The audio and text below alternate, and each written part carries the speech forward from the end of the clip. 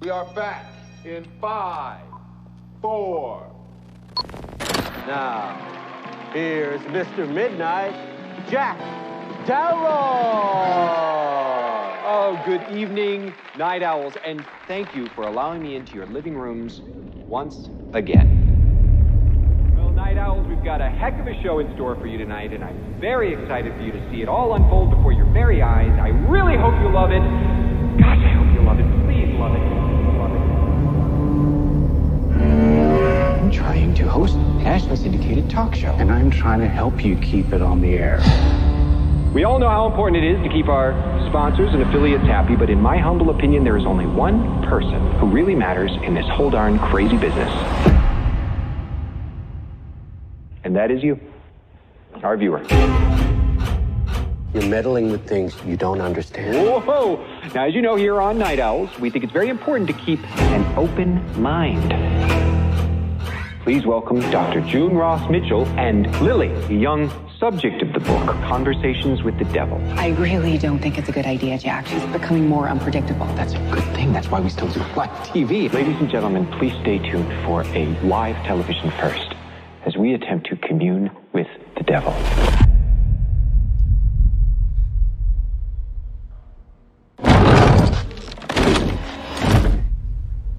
Lily, can you hear me?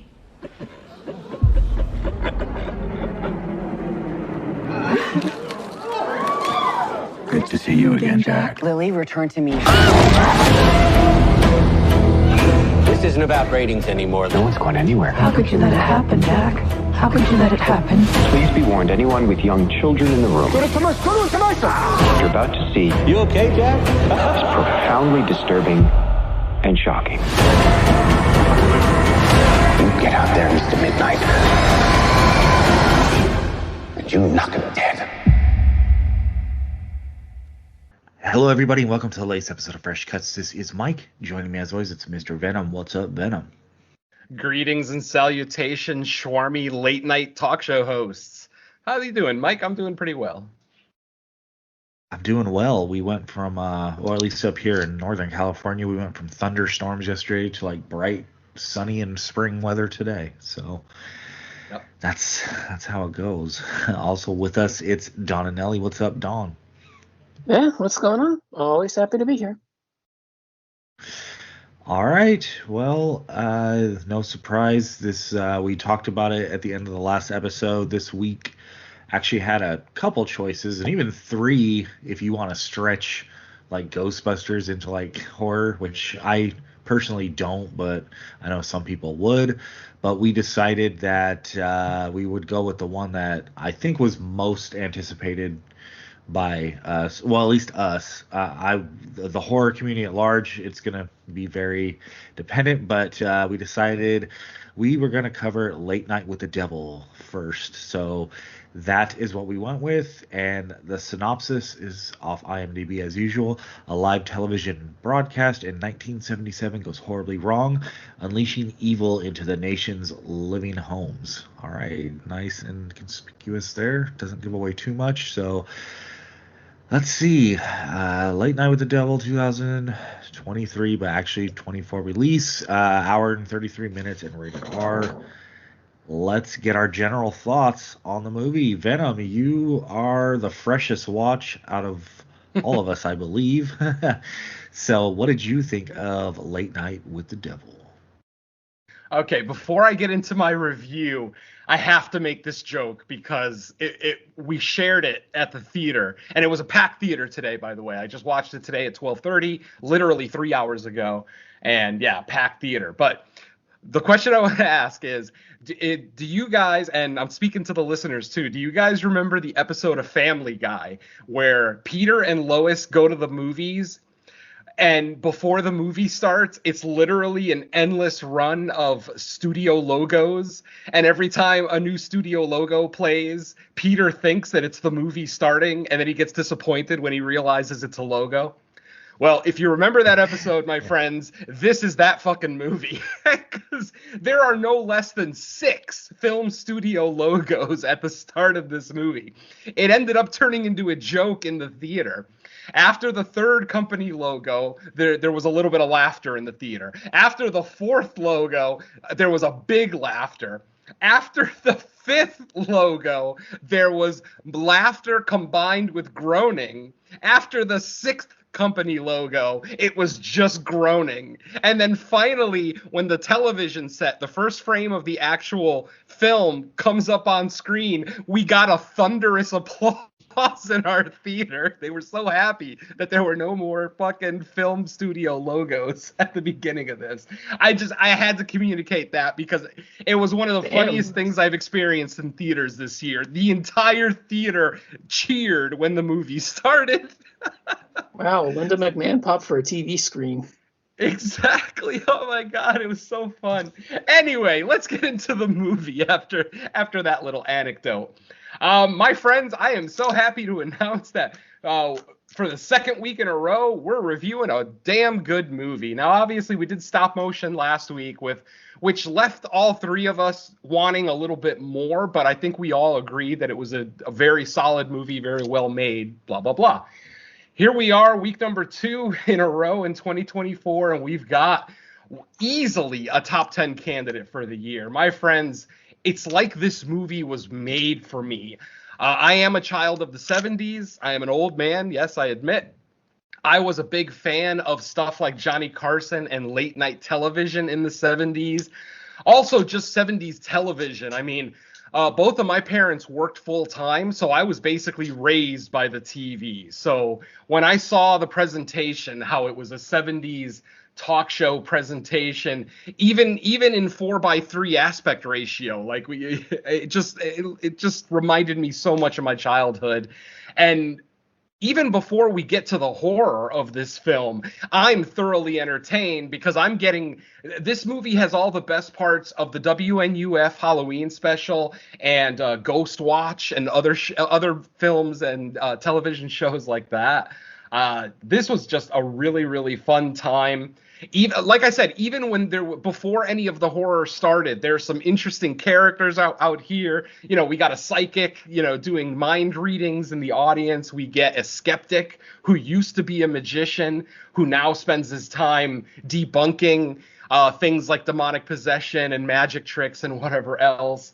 And they were both thoroughly entertaining, even though really nothing too menacing was happening. There was a little bit of creepiness with the mind reader, but man, overall these performances just really, really stellar. Once again, David Dastmalchian just steals the show. I mean, he's supposed to steal the show in this one. He is the star, but just absolute great performance. I mean, this guy does such a good job of being sad one minute and then the next minute having a big beaming smile on his face, because ultimately he is a late night talk show host. You got to be smiling. So he pulls that off so perfectly.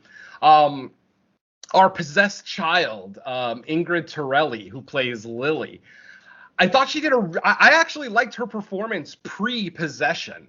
Post-possession, it was just very basic. It's all the best parts of Reagan McNeil and Jennifer Carpenter and Haunting of Emily Rose. Just good, solid possession stuff, speaking in tongues, doubled up voices, cracked skin, crazy eyes. We've seen it before. We'll see it again. But this girl's performance before the possession, I just thought was spectacular. The way that she was so giddy to be on TV, she couldn't stop looking into the camera, smiling, a big ear-to-ear grin. Now, obviously, that could be potentially the inhabitant inside of her grinning because it knows what's about to happen. But this little girl, this was a great performance. But like I said, all the performances in this movie just really worked for me. The co-host, Gus, the stage manager, the lighting director, just everybody that was in here just really put in some great, believable, organic performances. And then once we do get to the horror, it is pretty damn gnarly, my friends. I mean, I wouldn't go so far as to call this a gore fest by any stretch, but we do get some pretty gnarly kills in here. Few and far between, unfortunately, and they're kind of concentrated.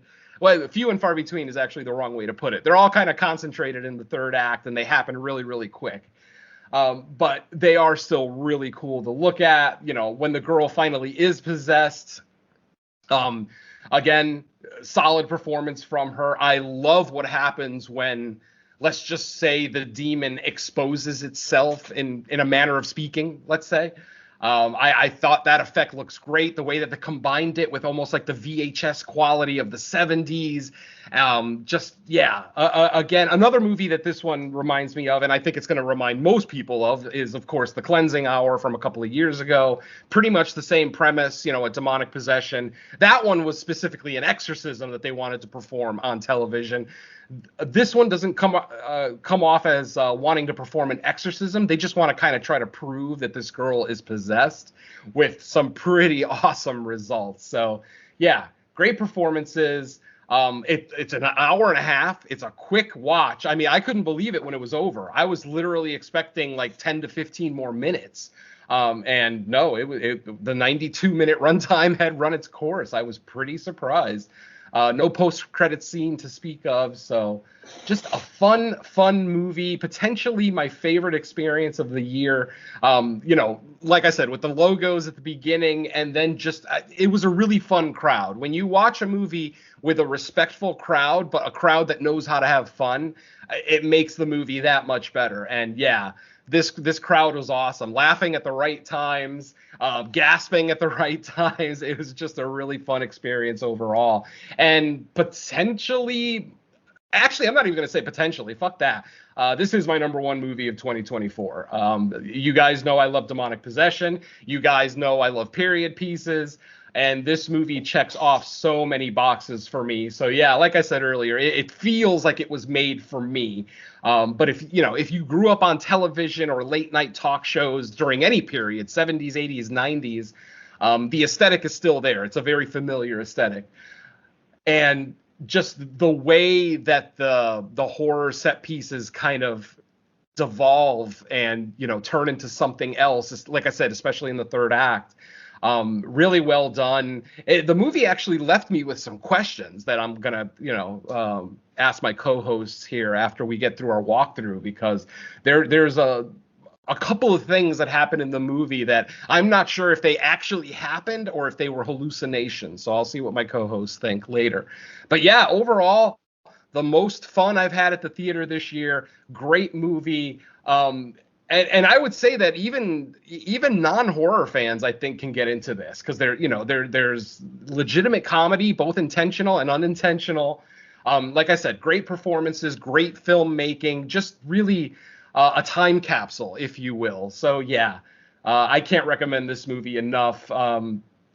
Of the three movies that opened this weekend, this is by far my favorite. I have fortunately. I've seen two of them. The third one I'm holding off on, as Mike said, Ghostbusters. Is it horror? I don't know, but it's fun nonetheless. So I will eventually check that out. But yeah, this was by far the movie of the weekend for me.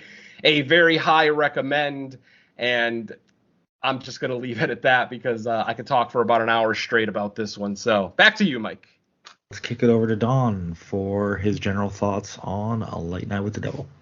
Yeah, I can't disagree with anything Venom said. I kind of hyped this up a few weeks ago when I said that, it was worth it, and I'll just leave it at that. And I kind of feel, like, not that I was pushing it towards you guys, but it's just one of those where I did see it a few weeks ago. So, I knew this one was going to be an absolute blast. And, man, this one was so much fun. Maybe not just because we've had so much crap hurled at us this year, but I think just in general, I think this one would have been one that stands out regardless of what it was up against. But compared to what we've seen so far, this thing is head and shoulders above everything else. I don't have the personal experience to know a lot of the, I'll say, aesthetics. That Venom was talking about. I don't have that experience. I kind of came into that kind of stuff like late 80s, early 90s, so I don't have like the 70s approach. I have I don't have like fond memories, but I was much more Jay Leno, David Letterman kind of late night talk show host. That was the ones that I was allowed to stay up and watch it, 11 o'clock on Friday nights. But yeah, the whole approach here is so much fun. I love the fact that it's the uninterrupted broadcast where we don't get everything cut up, and it feels like it's one continuous shot. I mean, it switches around to different cameras, but it feels like this genuinely is like a one take kind of an approach. It bumpers to you see them like in between commercial breaks where they're berating each other or setting up what the next segment's going to be, or interacting with the audience while the crew kind of does their thing.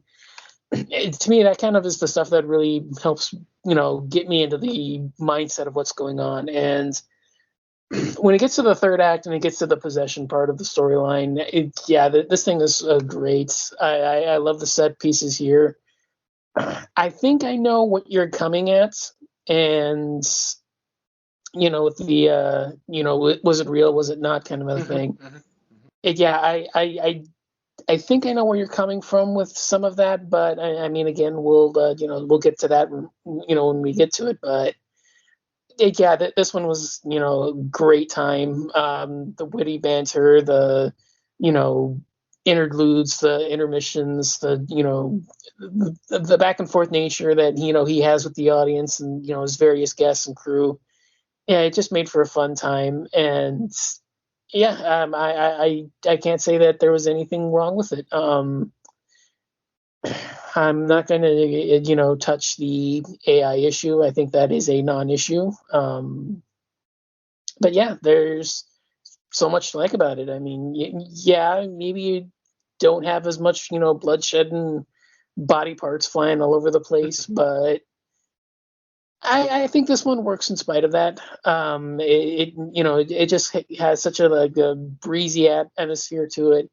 The backstory kind of makes it feel darker than what it really is, especially when all the secrets get revealed and all the set pieces kind of start dropping. And I don't really want to say much more, just out of fear for spoilers. But I mean, one of the best of the year. One of the highlights of the decade for sure, especially over the last couple of years. There hasn't been a whole lot that's been like really, really like top notch, like go out and see it kind of a thing. I think in most years this one would be a standout heavy hitter, and again, no contest for me, film of the year. So again, just out of fear of not saying anything too spoilerific, back to you, Mike. All right, so we're gonna be pretty unanimous on this one. This is easily my favorite of the year so far. If I can't say it'll be my number one at the end of the year, only because we haven't, we're still early in the year. But if there's gonna be 9 number one so more, far, number one so far, I think is easier.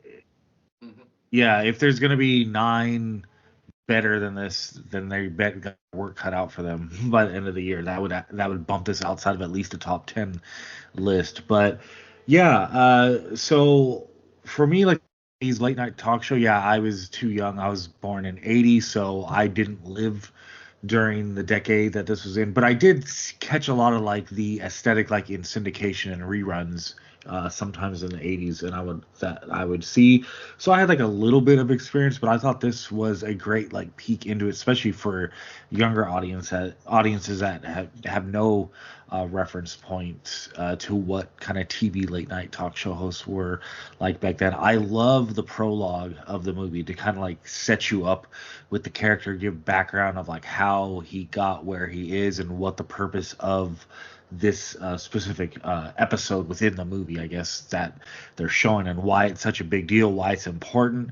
It kind of gives you like, or it sets up the motivations of the character, which that character probably already had motivations just because he was on TV trying to get ratings, but it was extra important for kind of this episode to succeed for the future of his show and all that. I love the fact that we got to look at kind of the background of these shows and how frantic it can get when they're trying to set up future segments, and when things go wrong that the audience isn't aware of, that they have to change on the fly or fix or maintain. I love that. I love hostilities between like the crews of the show when people are in kind of disagreement with proceeding in certain ways, when some people start to show some real concern and how that conflicts with the main character's motivations.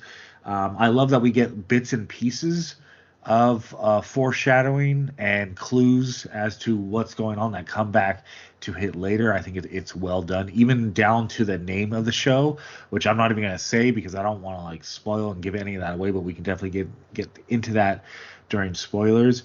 And just overall, yeah, I think I appreciate that we got the setup we did that led to the third act, because to me, I think it makes the culmination pay off more if you kind of get a slow, steady build to it. I didn't need everything from the third act. Like, I've heard some people say like, oh, it took too long to get where it is going, but I disagree. I think you need the build up. I think if you start a movie too early with that stuff, then it starts to lose effect over the course of its running time. And I thought this handled it great. And I agree with Venom. The actress who plays the patient, or the girl, the demon possessed girl, the subject, I thought she did excellent. And the thing is, it's like whenever a possession movie deals with a young girl being possessed, you're never going to escape certain tropes. They're just going to be there because so many possession movies involve like a young teen or preteen girl, somewhere in that age range. So some of the tropes are going to come along with it, but the mission of the movie itself is to create something like a unique experience around that, and something entertaining, something fun. And I thought this movie succeeded with flying colors in that. And then the finale, I mean, we can talk about where it went. Bonkers is where it went, and I was here for it. And I can't wait to kind of break it down. And I might have questions too. Ben sounds like he has questions, so we can get into all that and try to figure it out for ourselves, the answers. But yeah, overall, go see this movie in the theater. Like I'm surprised, out of all the movies that got a release this week, I have a feeling that this one will be the shortest, because this one feels the most like they took a chance getting it into theaters. Not that it doesn't deserve it, because I think it deserves it, and I am super glad that this one made it to theaters. But I would say this one probably needs the most word of mouth help, just because it doesn't have like the major studios behind it, and it's not getting like the most advertisement. Well, it's also going to Shudder next month. I think it's the second or third week. Yes, I think it's April 19th, but it's the week after Stop Motion hits Shudder. Yep. Yeah, that's what I'm saying. It's like the second or third week. So I think they're just putting it out there just to kind of like, okay, here's kind of early word of mouth preview kind of a screening. Yeah, and I hope, I haven't looked up any box office stuff, but I just hope that it does enough to where like there's future considerations for like these kinds of movies, because if we can see more of this in theaters, that would be great, just to give us something different than what we're getting from like the major studios. So I'll probably leave it at that for general thoughts, because I back up pretty much everything that's already been said. So Venom, I'll kick it back to you. It's funny because last year we got potentially one of the most original demonic possession movies ever made. A film that was all of our number one movies of 2023. Of course, I'm speaking about When Evil Lurks. We couldn't praise it enough for all of the different things that it decided to do, and also being one of the least religious demonic horror possession movies ever made. This movie, even though it does fall on some very, very long established exorcism and demonic possession tropes, it's still so well done that you don't mind it. I've said it before and I'll say it again. I'd rather see an unoriginal movie that's done well as opposed to an original movie that sucks, And this movie, though not the most original thing ever, we've all kind of said it. I mean, we can see the references of at least a half dozen movies in this film, But despite all of that, the film is so well made with some great performances, great score too. That was something else I didn't mention earlier. The score for this movie is great, really, really well done. The way that they incorporate the late night band's music and then into the more orchestral score as the horror set pieces happen, just really, really well done.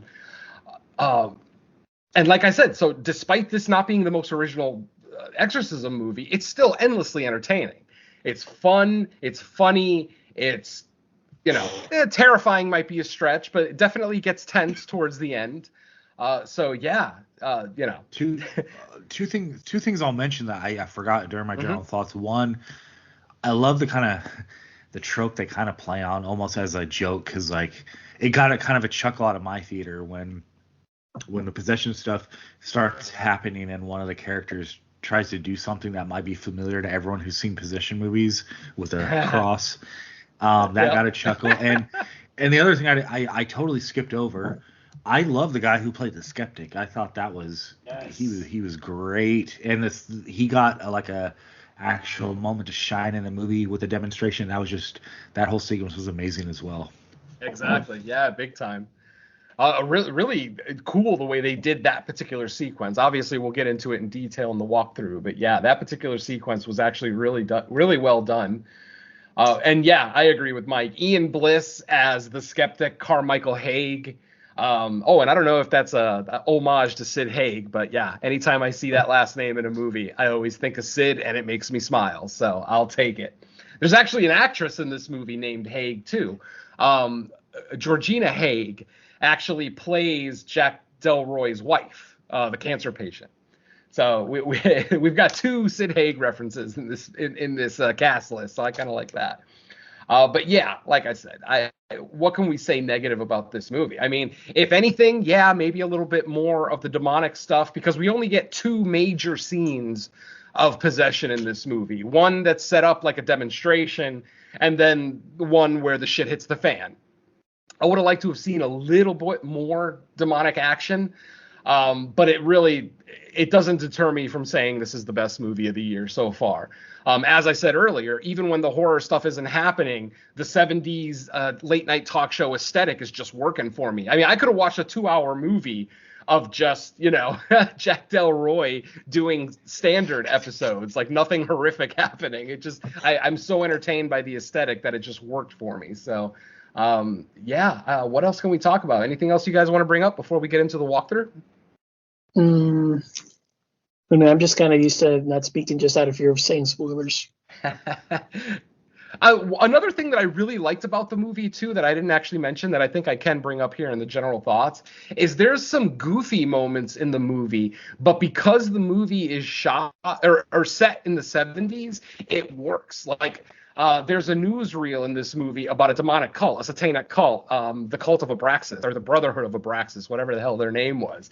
That footage looks so goofy, but that's very similar to footage that you would have seen of cults in the 70s and 80s, just that over-the-top, ultra-satanic, just goofy footage, Like, real Satanists don't do that shit. It's kind of interesting that that's the trope that folks like me have been tagged with. But yeah, but even though it was goofy and silly and very laughable, it worked in this film because, again, it's a 70s aesthetic. And then that story of the cult kind of ties in later to our main story in a really cool way, with a group or organization, a club, if you will, that we'll also get into during the walkthrough. So yeah, I did want to bring that up. That was really well done. All right, folks, this is going to be your final spoiler warning. If you have not seen Late Night with the Devil, what are you waiting for? Get out to the theater, support this movie, and come back and find out some more detailed thoughts of what we thought of some of the spoilers. Otherwise, if you've seen the movie or have no interest in watching it, go ahead and stick around. So here we go, my friends.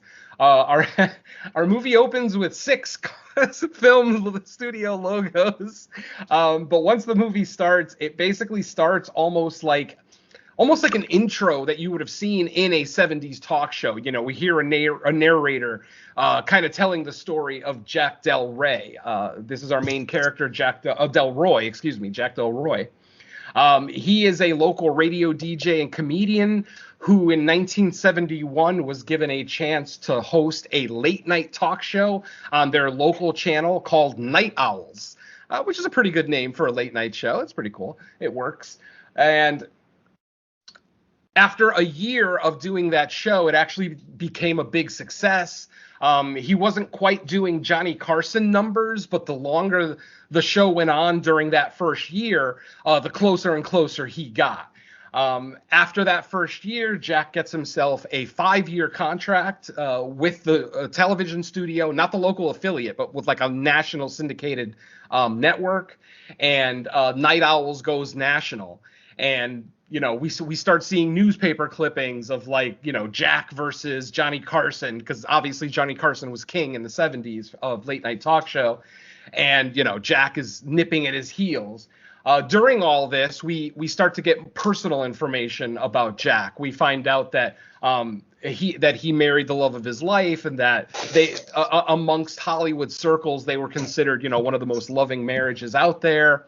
But unfortunately, his wife developed lung cancer. A non-smoker developed lung cancer. Man, how do you not blame your husband? Because, of course, Jack Delroy is a chain smoker in this movie. He's constantly smoking. If he's not actually in front of a camera, he's smoking a cigarette. So obviously his wife got, lung cancer from his secondhand smoke, but she never begrudged him. It didn't seem like she held any grudges. And actually, a couple of weeks before her death, she made an appearance on Night Owls with her husband, talking about how they met, because she's actually an actress too. She was like a vaudeville, or either Broadway or Broadway, not vaudeville. Vaudeville's long gone by the 70s. Broadway actress. And like I said, she's in a wheelchair. She's got an oxygen tank. She looks just terrible. And then 2 weeks after that TV appearance, she passes away. Jack ends up disappearing for about a month. Nobody knows where he is. He's just gone. Most people think he's going to quit the television show, because at this point, I think he's 4 years into his 5-year contract. His wife actually died in 1976, the year before this movie takes place. And so, like I said, they're deciding what they want to do for Sweeps Week. Hardcore TV viewers know that Sweeps Week is usually something that happens at the near the beginning of the television season in September, October. It's basically a week where networks will put on their best shows. They'll pull out all the stops, whatever they can do to get viewers' eyeballs. And that kind of, they can use that information and then set up like funding and advertising and everything else for the rest of the fiscal year. So it is Halloween night, 1977, and Jack decides he wants to do, a show that kind of concentrates on the supernatural. He has a mind reader named Christu. Yes, Christu. Chrisisu. T-U. Christu. I thought it was Christ 2 when I first saw it, but yeah, Chris 2. And he basically is a mind reader. He comes out, he does his segment where, he does the John Edwards thing where he's like, I'm hearing a name. I'm hearing Patty. Does anybody know a Patty? Blah, blah, blah. He doesn't have any success at first, but then he runs into a pair of women sitting in the front row. He ends up correctly guessing that their son committed suicide very recently. So obviously this shocks the audience, and everybody's gasping and blah blah blah, and and then he starts talking about different bits of information that only the family would know. Like he says, "Who's Papa?" And the daughter's like, "Well, I mean, our dad was always around, but we never called him Papa." And then the mother interjects and says, No. Papa was the name of his stuffed animal that he had as a child, something along those lines. And so obviously the crowd is very convinced that this guy's for real, blah, blah, blah. He's about to end his segment. Since he successfully, did a reading, he was about to end his segment, but then suddenly he has an attack of some kind. Like, we see his veins start to kind of fill up. We see his face turns flush and red, and he starts asking, "Who is Millie? Who is Millie?" What, almost like a spirit is yelling at him. He's on his knees, holding his hands over his ears, just screaming, "Who is Millie? Who is Millie?" No one has any idea who Millie is in the audience. And then suddenly the lights in the studio all go out for like a second. They come back on, and then Christu is fine. He's like, the spirit's gone. They're not speaking to me anymore. And that's pretty much it. The TV show then goes to a commercial break. And what's cool about how it's presented in the film is when the show goes to a commercial break, when the actual program is on screen, it's presented in a 4:3 presentation, the way it would have looked on your television in the 70s. But then when they go to a commercial break, they go to behind the scenes footage of stuff that happened during those commercial breaks. That then expands out to 16:9 to the full, cinema screen aspect ratio. And this is where we see how maybe not everybody on the crew gets along. There is a black dude who is the lighting director who's basically getting all of the blame for all of the crazy stuff, the flickering that's happening with the lights. He's claiming, I don't know what's going on. I'm not seeing a problem. But he's still catching the blame, probably because he's a black man in 1977 working at a white TV studio, but that's just me guessing. So eventually they come back from commercial. Christo doesn't really want to stay on the show. You know how usually on a late night talk show, the guests will come on, they'll do their skit, and then they'll stay on stage, like on the end of the couch for the rest of the episode. Christu didn't want to stay there. He wasn't feeling good. The stage manager or the director, I'm not sure who the guy is, basically tells him, I think you want to stay. Just stick around. Christo ends up staying. And then when we come back from commercial, we're introduced to the next guest on the talk show, and that is Carmichael Haig. Carmichael Haig, played by Ian Bliss, is a former magician who is now a skeptic and debunker. He basically spends all his time now debunking ghost stories and demonic possession and magic tricks and things like that. So he comes on to the show, starts making fun of Christu, saying that, this is stupid. This is, anybody who read a book about mind reading can do this stuff. There's no actual mind reading involved, blah, blah, blah. And, they kind of go back and forth until Christu finally gets insulted enough that he picks up a glass of water and splashes it into the guy's face. In the guy's defense, in Haig's defense, he doesn't react. He just kind of sits in the chair, almost like he expected it. It's not the first time he's probably had a drink thrown in his face. And then Christo walks off stage. He's going to get off the stage, but the door, the entrance to the stage is closed. It's blocked. It only slides open when a guest is coming on or off stage. So the co-host, Gus, convinces Christu to kind of stick around. Christu starts to walk back towards the set, and then he collapses and starts puking up fucking black viscous oil. Like, not blood, but literally just some black viscous liquid of some kind. Looked like oil, like I said. He ends up puking it towards the skeptic and on parts of the stage. He's obviously concerned. His wife shows up. Christu's wife shows up. She ends up taking him to the hospital. We'll put a pin in Christu for now. We will be coming back to him in a little bit. So again, we go to another commercial break. We see some more interactions between members of the crew. We see how Gus has the call list for the show. When you're on a show, there's something called a call list, and it shows you all the segments, what the exact time that they're going to be on, how long they need to run, things like that. And there's something on the call list for the end of the show that Gus isn't familiar with. And he's trying to ask multiple people on the crew, hey, what is this segment? I don't remember this being planned. What is this? No one seems to know what the segment is. And everybody just ignores him because he's just kind of the co-host. No one gives him any respect. Nobody gives a shit about him. So eventually we come back from commercial. And, Haig is still on stage there. And then this is where we introduce the next guests. And these are the guests, of course, that we care about.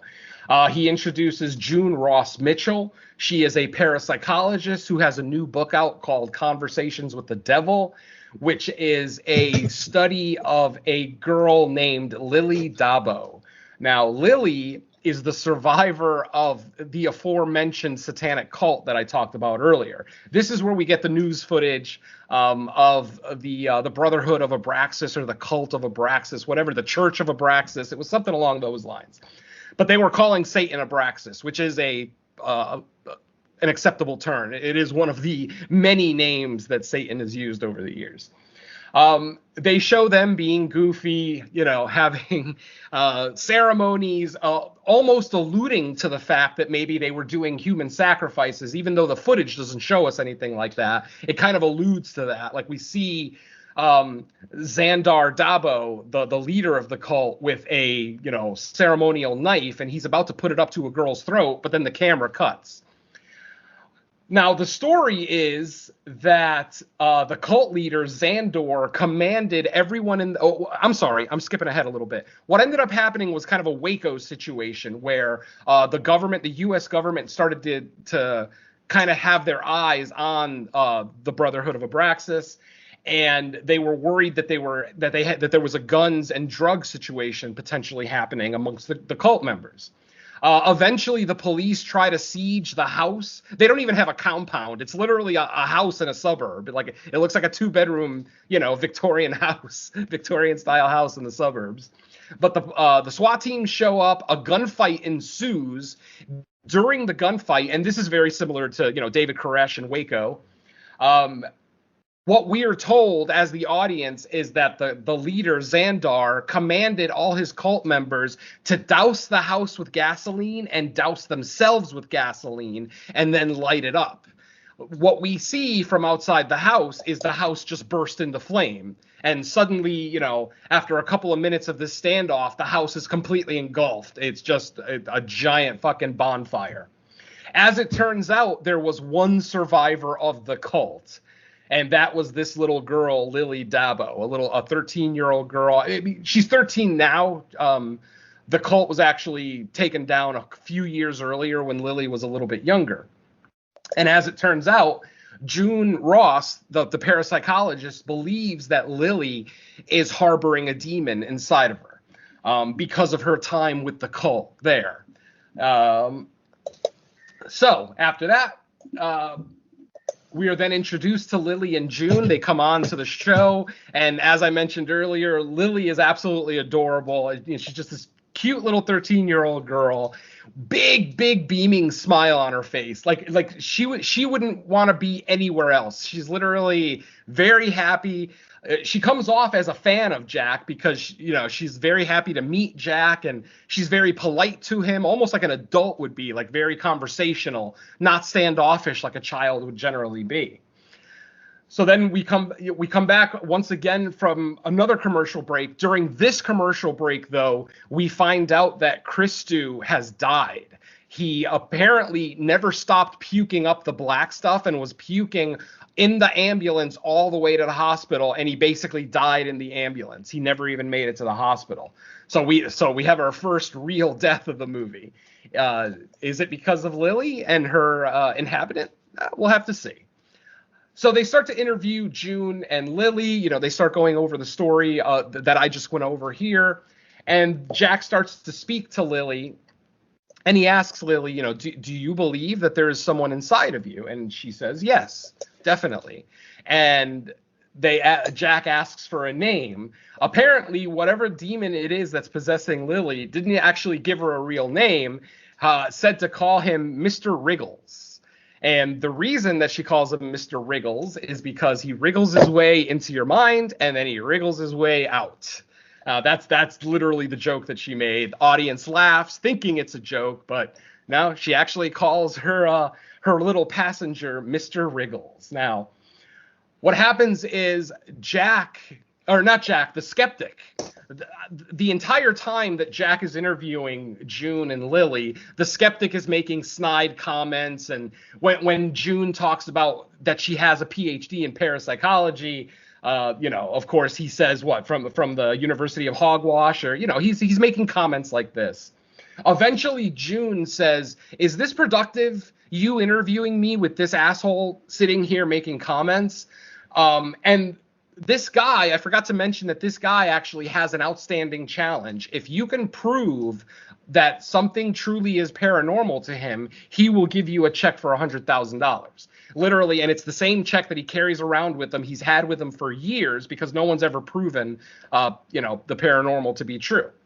On this day, on the day of this show, he's so convinced that June and Lily are lying that he pulls out his checkbook and he writes a check for $500,000, $500,000. And this is 1977, my friends. $500,000 that's more money than you'll probably need the rest of your life in 1977. Anyway, after writing the check, Jack, the host, actually asks June, "Can we see the demon? Is there any way that you could summon him, or so that we could see Lily in her possessed state?" Obviously, June is a legitimate parapsychologist. She doesn't want to do it. She's like, no, this 13-year-old girl cannot handle this. I don't want to just be willy-nilly summoning the demon, which fucks her up every time it happens. But eventually the crowd starts kind of cheering, come on, June, do it. And then finally the skeptic is like, oh, she won't do it, so don't even bother. But then finally she says, okay, if I can get everyone's concentration, I need everybody's, agreement that they're going to be quiet. Cast, crew, audience, literally silent as the grave is what I need. Everyone agrees. They go to a commercial break. They come back, and June and Lily are sitting facing each other in the middle of the stage, where the host usually does the monologue, not from the couch area. And June starts, asking Lily to close her eyes, count backwards, to try to fall asleep, whatever it is that she needs to do to hypnotize her, to basically put her to sleep, so that she can then speak to Mr. Wriggles. And of course, this is where the movie gets really tropey. The girl falls asleep. She pulls up her head, and suddenly her hair is a mess. Her skin is cracked, like both of her lips are cracked open. Like I said, it's almost a carbon copy of Linda Blair in The Exorcist. I'm not complaining, mind you. But, it is tropey. It's what we've seen before. And then she starts to speak, and we get that doubled up voice where we hear Lily's voice, but then we also hear a dark demonic voice at the same time speaking in rhythm. And it's reverberating all through the studio. So, of course, the skeptic thinks that it's, a trick with the microphones, whatever the case may be. June continues to ask Mr. Wriggles some very basic questions. And then Mr. Wriggles turns his head, Lily turns his head towards Jack and says, "Hi, Jack, nice to see you again." Jack is like, "I don't know what you're talking about. I don't think we've ever had the pleasure of meeting." And then Lily, in Mr. Wriggles' voice, says, "Oh, we've met before. We've met in the tall trees." Now, I'm sure that's a reference to something. I did a little bit of research. I literally only had like 10 minutes between getting home and starting the recording today. So I did a tiny little bit of research to see if I could find any references to In the Tall Trees. The only thing I could find is that there is a story. There's actually a novel called In the Tall Trees, which is a story of a little girl who's dealing with a cruel world all by herself. She's part of a secret family where the dad has his real family, but then he has a secret family out in the woods, with a couple of kids and a wife, and the wife is actually chained up by her ankle in the basement. So I've never read the book, so I don't really know where it goes from there, but that's like the basic setup of that book. I don't know if that's what the reference is. I'm pretty sure the Tall Trees is a reference to the Bohemian Grove cult that they referenced at the beginning of the movie, when they're kind of the Grove talking about his during the prologue, when they're talking about his rise to fame and kind of giving background on him. The thing is, it's like a small breadcrumb in that segment, which I think it might be easier to pick up on a second watch, but they go through, it's a men's only kind of, I don't think they refer to it as a cult, but like maybe like some type of club. men's only club, out in the woods. And I think the tall trees is a reference to that. That makes total fucking sense. Thank you. I just wasn't thinking about the Grove. Yeah, I forgot to mention, folks, that during the video segment at the very beginning of the movie, one of the activities that they talk about Jack engaging in is he's part of a club called the Grove. And it's a private club for men. They meet out in the woods. We see some very basic footage. It looks kind of culty, like some of the people are wearing robes. At one point, they show a guy drinking out of a chalice while kneeling in front of a person with an owl head on. So it definitely looks very culty. But yeah, thank you guys for that's also why I said in general thoughts why I like even the title of the late night show, the Night Owls, kind of is a reference to that. Yeah. Very nice. That's awesome. Mike's on the ball today. Very nice. Awesome. Okay, so let's see, where are we? Oh right, we're at the possession. After she says we met in the tall trees, she starts talking about his wife and how, why couldn't you save her, Jack? Why couldn't you save her wife? Basically implying that it was, his secondhand smoke that gave her lung cancer and killed her. And then she starts doing again a very obvious homage to The Exorcist, where she starts going, now we can fuck her in hell. And she starts repeating it over and over. Now we can fuck her in hell. Now we can fuck her in hell. This is on live TV in the 70s, mind you. It's funny because the first fuck gets through, but then they edit the next couple. I thought that was kind of interesting. Again, live TV. You got to prepare for that.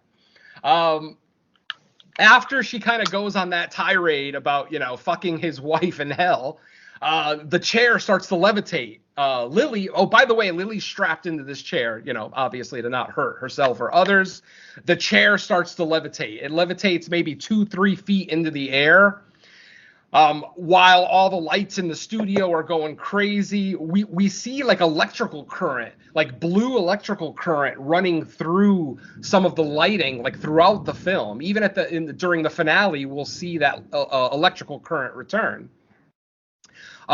So all this crazy stuff is happening, and then finally, when she comes back down to the ground, she looks at the Dr. June, and she says, "Oh, June, I know you think Jack is attractive. Oh, June thinks Jack is attractive." And then she starts saying, Jack and Jill went up the hill to fuck each other's brains out. Like, I think that was word for word the nursery rhyme that she said.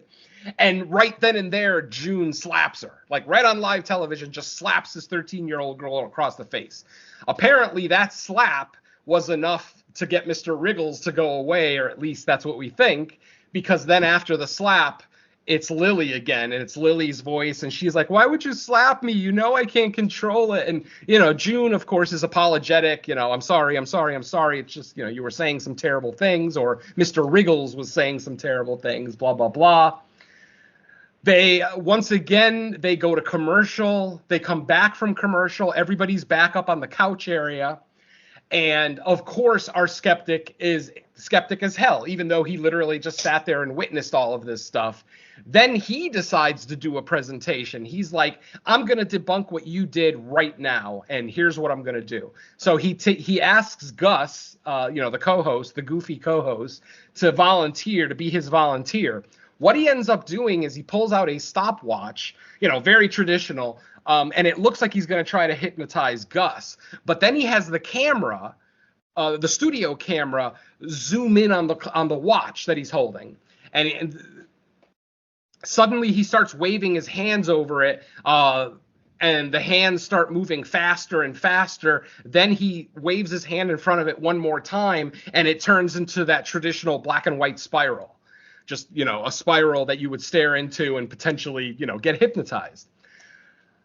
After this, he starts talking to Gus, and, he starts saying, "So, Gus, I hear that you're scared of worms, like you have a phobia of worms." And he's like, "How did you know that?" And, he just keeps talking, and suddenly Gus says that he's hot, and he takes his jacket off. He takes, like, his blazer off, throws it on the floor.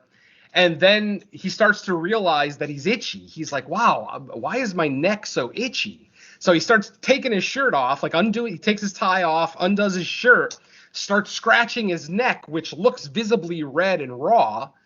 And we see a little cut on his face. And the skeptic basically says, oh, it looks like you have a cut on your face. And he says, oh, yeah, I nicked myself shaving this morning. But then the camera zooms in on the nick, and suddenly it's a gash. It's a big fucking gash. And the skeptic looks at Gus and says, what's that? We see Gus grab towards the part of his neck where the cut is, and we start seeing him pull worms out of his neck. And literally everyone is reacting. Everyone in the audience is reacting. The host and June, over at the couch area, they're all reacting. It's like they all see the worms. Suddenly, we start to see like his, like underneath his skin start to wriggle. And he's like, oh God, they're inside of me. They're inside of me. I know they are. And literally he takes his shirt off, digs his fingers into his belly, and tears his belly open in what is a pretty damn cool practical effect, honestly. When he pulls his stomach open, just an abundance of worms, like a mass of worms start coming out of his stomach. Again, the audience is reacting, Jack is reacting, everybody's freaking out, and we're watching this as the audience, and we're seeing like worms spill onto the floor. It's a pretty cool ass scene. And then Gus starts like kind of motioning towards him, like walking towards him, and actually gets on top of his chair. The skeptic has gotten up. He's not in his chair anymore, but Gus is basically begging, what is going on? I don't understand what's going on. And then suddenly the skeptic snaps his fingers, and everything is back to normal. There's no worms. There's no cut. There's no cut on his neck. His belly isn't torn open. There's no blood or worms on the floor. Everything disappears. And suddenly everyone in the audience is like, what the fuck is going on? Like, what is this? Was this some kind of trick? And then after yet another commercial break, we see Gus and Haig back in the couch area, and Jack is like, what the hell did we just watch? How did you do that? Then the skeptic says, well, why don't you go back and watch the footage that you recorded of that segment? So they go back, they watch the footage, and we see something completely different this time. This time we see the skeptic feeding information to the guy, to Gus, as he's hypnotized. We see him say, oh, your neck is getting hot, huh? Oh man, there's something wriggling under your skin. Like, this is all stuff we didn't see the first time. But as we're watching it in the video footage, we see him grab his neck and act like he's pulling out worms, but he's not pulling out anything. There's nothing there. And then we see him undo his shirt, and he goes to grab for his belly and act like he's tearing it apart, but he's not actually tearing it apart. He's just doing the motion. And then the footage ends, and that's when the skeptic goes, see, I made you all believe this. It's just the power of suggestion. That little girl right there is not possessed. Her chair did not levitate. You all were made to believe that's what you saw. So then the little girl, Lily, says, well, why don't we go back and watch my footage and see? And Jack, the host, is like, okay.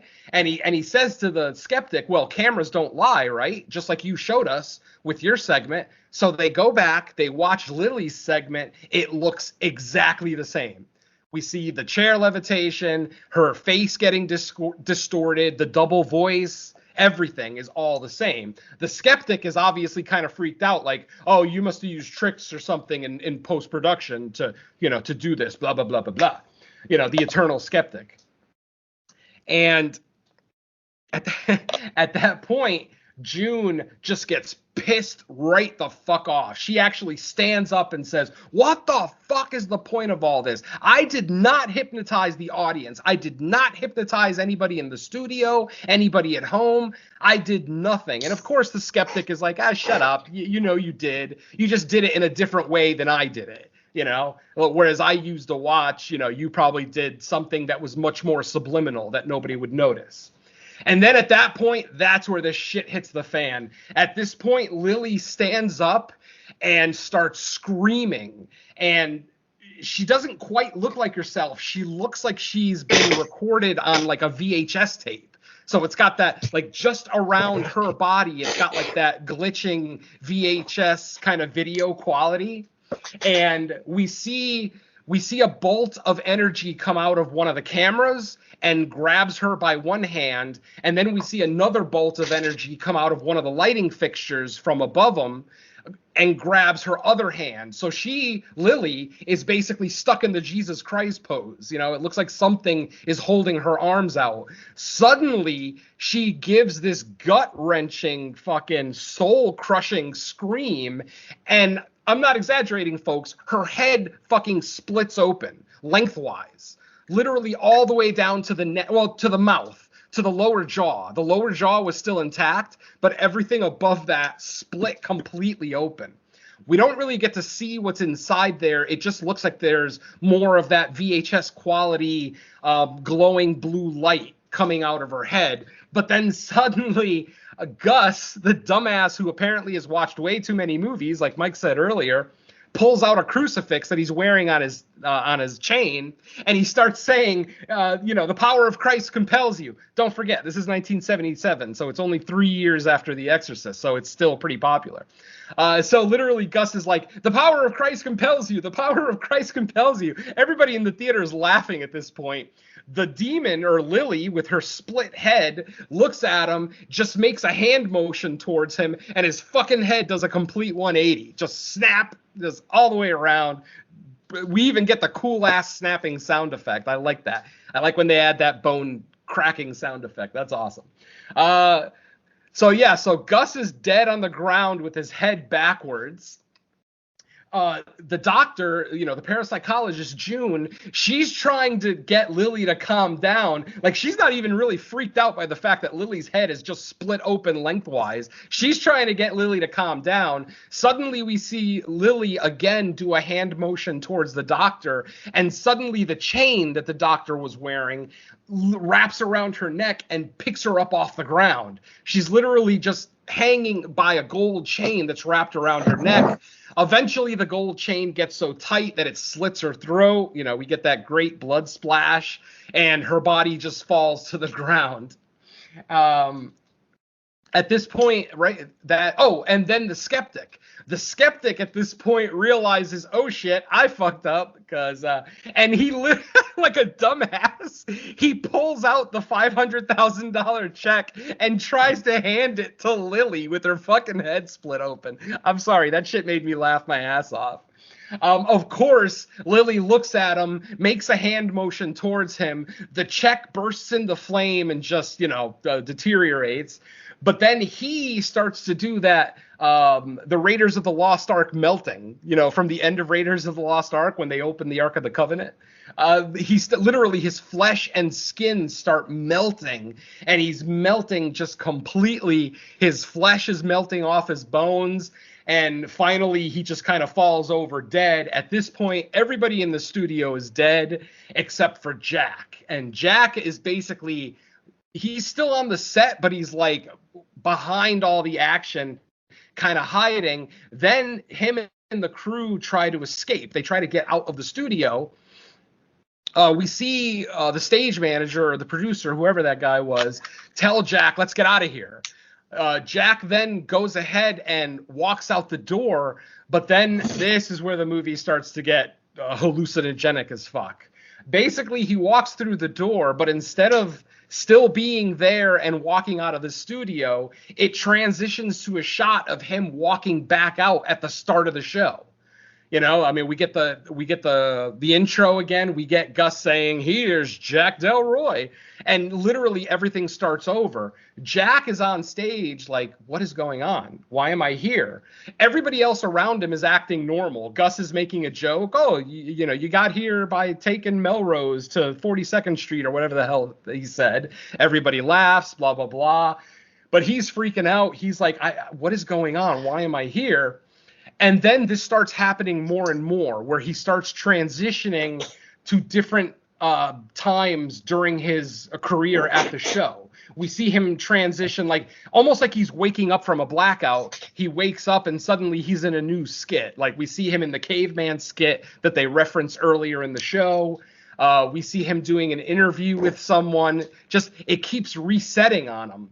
Finally, we get to a scene where a door slides open and it's his wife. It's his wife literally on her deathbed, on the brink of death. All her hair is gone. She's completely pale white. I mean, she looks like something out of Dune, you know, just not natural. And we see her kind of telling Jack, I'm in so much pain. I'm in so much pain. We see the dagger, the ceremonial dagger that we were introduced to earlier from the cult. It's sitting on a table next to the bed. Jack then takes the knife, and the wife says, you know what you have to do. I'm in so much pain. Please, you know what you have to do. Jack, looks like he's reluctant, but he does end up taking the dagger, stabbing his wife in the midsection, which kind of freaks me out. Like, wouldn't it be better to stab him in the heart? Like, you don't want her to suffer. He stabs her in the fucking stomach. Anyway, at the exact moment that he stabs her in the stomach, once again, he comes out of yet another blackout, but now he's back to where we started. We're back at the set of Night Owls during that episode, and we see him holding the dagger in Lily's stomach. Yeah, so when he thought he was, Mercy killing his wife in the hallucination, he was actually killing Lily on live television, which is kind of funny because earlier in the night, Lily alluded to the fact that, oh, don't worry about your popularity. You're going to be incredibly popular when this night is over. And then she gives a little sly smile. And that's it, folks. I'm pretty sure it ended right there with the image. The camera basically pulls back and shows, Dr. June dead on the ground, Lily with the dagger in her belly, Gus with his head backwards. We're just right back to it. And Jack's character basically just keeps repeating, the dreamer has awoken, the dreamer has awoken, the dreamer has awoken. And fade to black, and that's our movie, folks. Late Night with the Devil, 2024. Fucking awesome. And I didn't give it any justice. Like, obviously, with my walkthroughs, I'm not going to go over every single little scene. Like, I didn't go over every single commercial break individually, even though all of them are fairly entertaining. Like, there's little bits of information that are exchanged throughout all the commercial breaks. So, yeah. Solid movie, just a great movie. I can't believe this is a Shudder original, because this is 2024 has not been kind to Shudder, but apparently they finally found their diamond in the rough. So kudos to the filmmakers, kudos to David Dastmalchian and this entire cast, especially Ingrid Torelli as Lily. Just like I said, I loved her throughout this entire movie. So yeah. Was your guys' takeaway that his wife was the sacrifice? Yeah. See, that was my question. My question was, well, yeah, the wife was the sacrifice because as it seemed like they were alluding to the fact that he made a deal with the devil at the Grove. Mm-hmm. Right, I mean, they don't say it in so many words. What's up? No, that's what I was going to say. That's how I took it as well. Yeah, they kind of imply that he made a deal with the devil or with somebody, some demonic entity for popularity. They wanted, he wanted his show to be the #1 late night show. And he was told that there would be sacrifices, but was never told what the sacrifice would be. So yes, I'm assuming that his wife getting cancer and dying was his payment for, getting what he wanted from the devil. But the question that I had, though, the burning question that I had, to use one of our terms, did he actually Mercy kill his wife in real life? Like, was that a flashback to something that he actually did? Or was this a new hallucination? That's what I was confused about. Did he Mercy kill his wife in real life, I guess is the question I'm asking. Do you guys think he did? I don't think he did. I think that was I don't think he did. I think that's just the, whatever entity that he used for this entire process. I think that was just their way of tricking him. Like, yeah, the entire deal is not that he's going to get popularity by having a great show. He's going to get popularity because he's going to kill somebody on live TV. And yeah, he's going to possess, they're going to possess Lily, and they're going to torment him to the point that he's going to stab her, thinking he's being tormented by the spirit of his dead wife. Right, Yeah, right. that surrealism was kind of meant to set him up, I think, to end up killing her. It's just really weird, though. Like, why would they? I don't know. Like, why would he mercy kill his wife in a hallucination if he didn't do it in real life? That's what's freaking me out. Like, I think maybe he's not realizing it's a hallucination. I think he's just, by that point, his mind is almost gone as to like what's real and what's not. I'm going to disagree, because I think he knew it was fake the whole time. Don't forget, he starts repeating, stop watching, like in the middle of the hallucination. He's looking in the camera and telling people, stop watching. I think he knew he was, because don't forget, as soon as the shot cuts back to the beginning, back to his intro, he knows there's something wrong. He's like, why am I back here? What is going on? And every time the scene changes, he knows he's not supposed to be there. When he's dressed as a caveman, he walks off stage because he doesn't know what the fuck is going on. It's like he's reliving things that he's done. That's why I think that's what's cluing him in. I think he knows that there's something wrong, that maybe it's not just his wife being the sacrifice is all that's going to happen to him. I don't think he knows that he's going to end up killing the girl. I think that's. I think the entire end game is the devil's going to get back at him, and he's going to be popular by killing Lily. But they're showing. I think they're showing the hallucinations as a way of unraveling him to the point that he justifiably lashes out at them to protect himself, but then that's the incident that goes after to kill Lily. I think that's all. Because I feel like he would. I understand the end. Willingly killed Lily. I don't think he would have willingly done it. No, of course not. I'm not questioning the killing of Lily. You guys aren't listening. Did he mercy kill his wife in real life? That is the question here. Because I'm convinced he did. I'm convinced he did, because every time that he would come out of the blackout, he was reliving something that we already saw earlier in the film. So why would all of those be real and then just the last one not be? I'm convinced he mercy killed his wife in real life, and that he's been living with that guilt. Even though he was doing something good because she was asking for it. She wanted to die because of all the pain she was in. I could be wrong, mind you. I'm completely open to being wrong. But I just don't understand why the filmmakers would choose to have these series of flashbacks that were real, that actually happened, and then the last one didn't. That it just it seems weird. I think if he was aware his wife was the sacrifice, then he would have had guilt just over that, whether he actually would mercy killed or not. Well, no, he wouldn't have known that she was the sacrifice when he mercy killed her. He didn't know that this was his payment or his penance for, his success until the end of the movie that we're watching. So when his wife died, at least the movie doesn't allude to the fact that he knew when his wife died that she was the sacrifice. I think he made that realization during the events of this film. Again, my interpretation, I could be wrong. I just don't understand why the filmmakers would choose to let him do flashbacks of things that actually happened, and then the last one didn't. You know what I mean? Like I said, I understand the end game. I understand the intention of the scene. My only question is, did he mercy kill his wife in real life? Because I am convinced he did.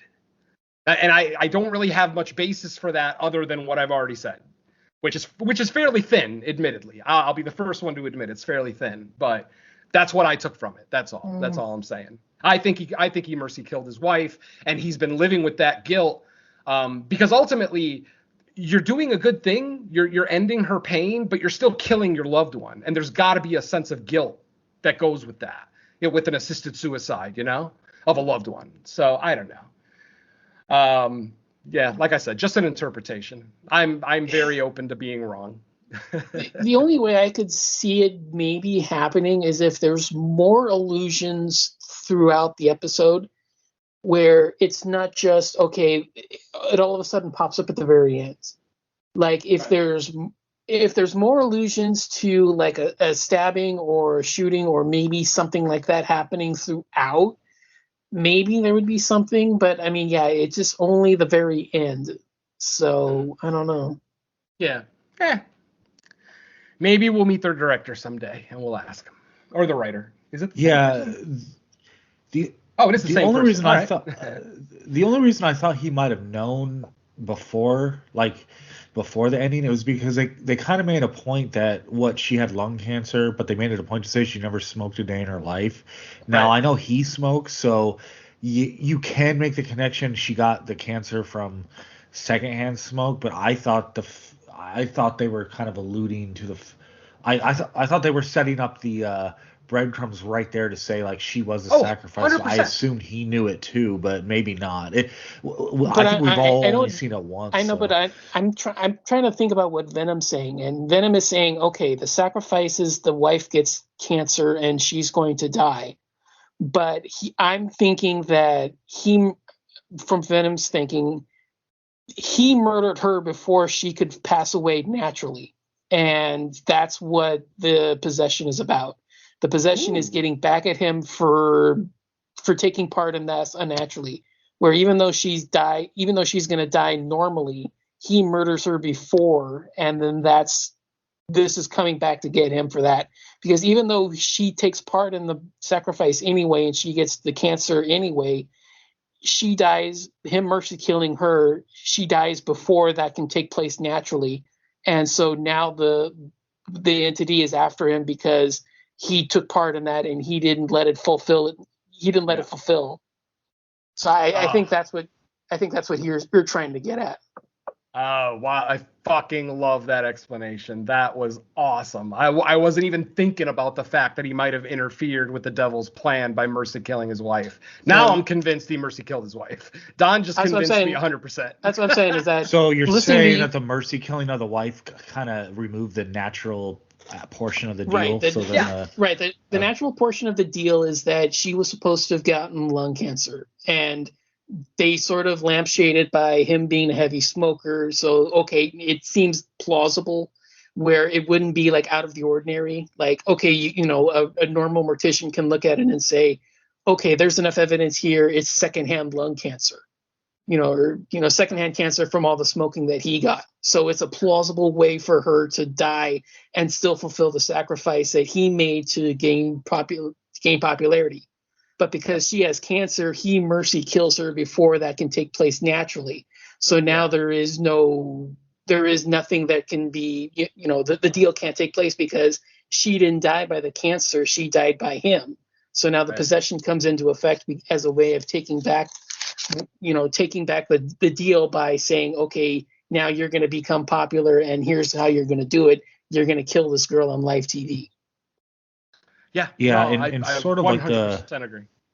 In these types of bargains or like monkey paw scenarios, it also never turns out like the person thinks. It's like, yeah, you might get like the temporary fame, but something bad is going to be associated with that fame. So it all kind of ties together. So that's a given. True. Yeah, that's absolutely. But Don's explanation is fucking spot. I love it. I don't even know if it's correct. I'm calling it correct. Because think about it. Yeah. The demon would want the wife to go through a certain amount of pain. That's his penance for getting his popularity.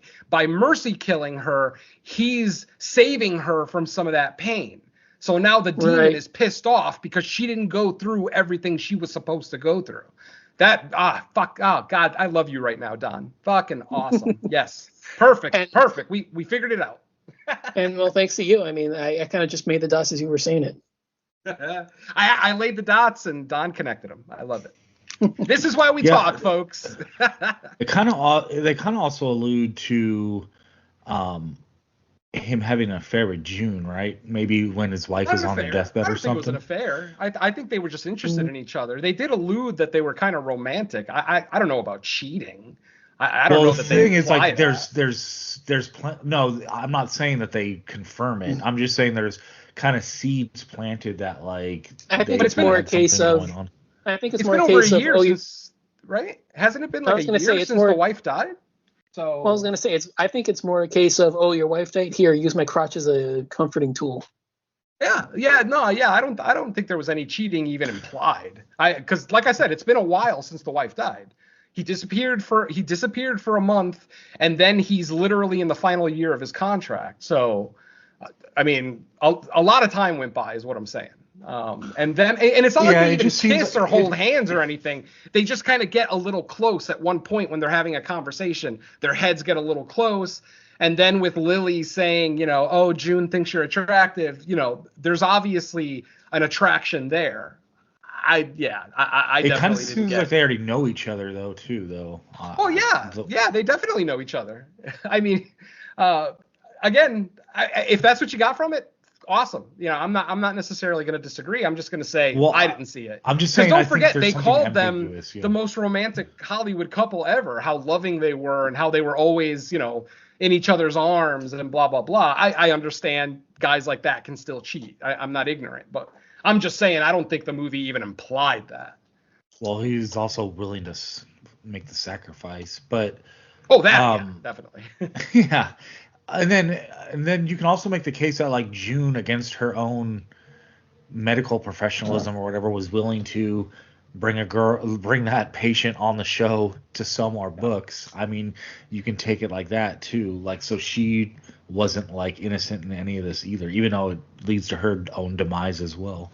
Yeah. I have no idea why she decided to. I mean, obviously it's good for ratings to bring the girl with you, but it should have just been her talking about her book and talking about Lily, but bringing her on there, like, that doesn't even seem, even if Lily is not possessed, it seems irresponsible to bring a 13-year-old, on national television who survived a cult, so she's going to have this stigma on her. People are going to know what she looks like now as she gets older.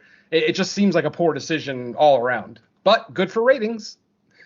Unless that was the plan of the devil all along. She wasn't going to live. Yeah, the devil, he's crafty. I was going to say, it's not like he was going to plan on her being alive at the end of the show. Oh, hell no. Yeah, I don't think anybody was meant to survive that shit, other than Jack, of course. Oh, man, we could talk about this movie for another hour, I think. so much to unpack. Yeah. I'm going to say... Yeah, I was like trying to scan through explanations to see like how close we are to like what other people are saying. It seems like everybody is like kind of around the same idea of what we're saying. Everyone kind of has their own little bits and pieces, but we're all kind of like right there. Yeah.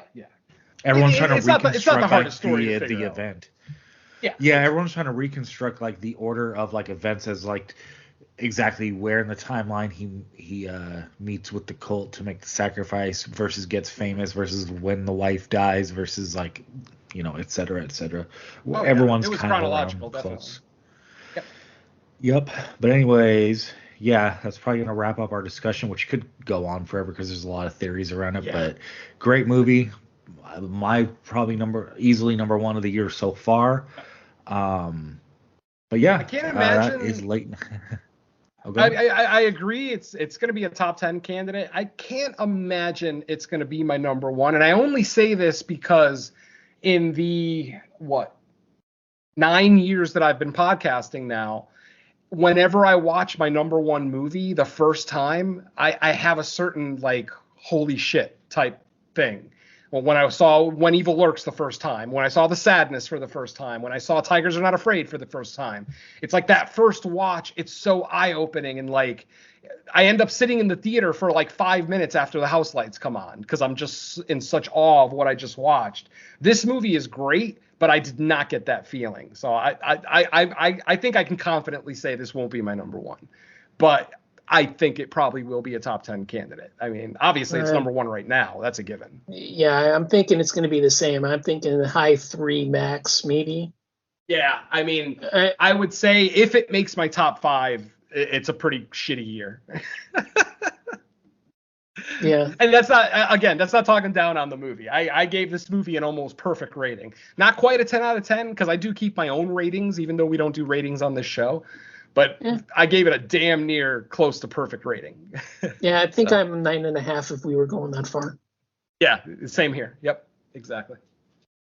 Yep. All right, cool. Well, Well, that will probably wrap things up for this episode, but let's find out what else we got to listen to. So, Venom, what do you got on your list? Mostly the same stuff I talked about last week. No More Room in Hell presents Creature Comforts. Episode 24 is available now, where we looked at 1995 Species.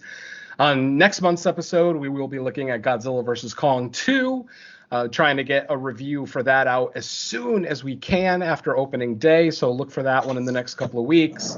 No More Room in Hell presents The Crystal Lake Gift Shop made its triumphant return this month with episode 4, where we looked at episode 4 of the Friday the 13th series, which of course was called A Cup of Time.